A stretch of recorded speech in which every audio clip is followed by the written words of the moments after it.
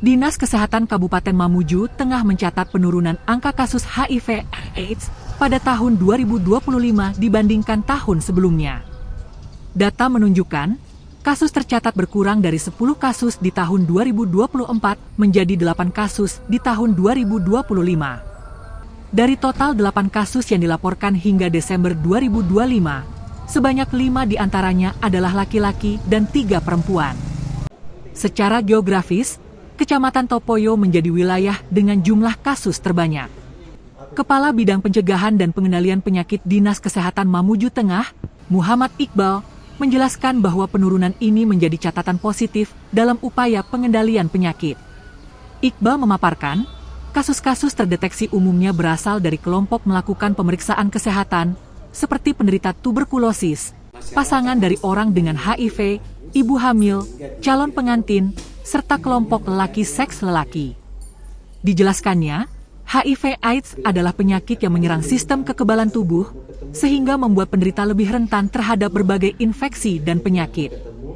Penularan utamanya terjadi melalui cairan tubuh, seperti darah, cairan kelamin, dan penggunaan jarum suntik yang tidak steril. Di akhir, Iqbal mengimbau masyarakat terus meningkatkan kewaspadaan dan pengetahuan mengenai pencegahan HIV/AIDS. Ia juga menekankan pentingnya solidaritas dan dukungan terhadap penderita.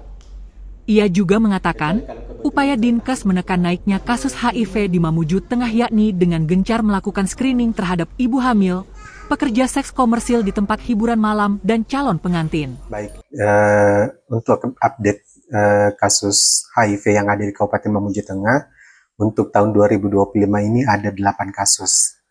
Jadi 8 kasus itu sumbernya dari yang pertama kami dapatkan dari kasus tuberkulosis, kemudian dari pasangan ODIF, kemudian 1 dari ibu hamil, kemudian 2 dari calon pengantin, kemudian 1 dari seks lelaki seks lelaki, kemudian ada pasangan ODIF juga.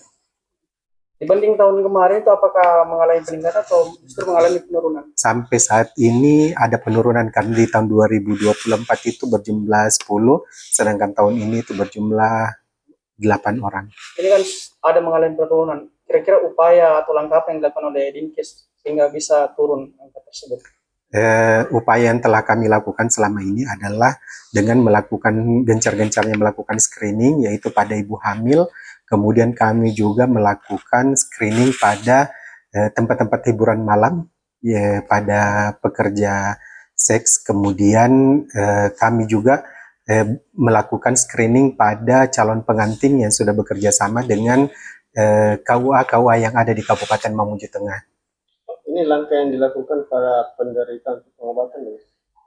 Kalau pengobatan, jadi kalau misalnya sudah ada yang positif, kami menganjurkan, kami lakukan konseling untuk melakukan pengobatan agar virus di dalam tubuhnya itu sudah tidak terdeteksi lagi dan bisa hidup normal seperti sedia kala.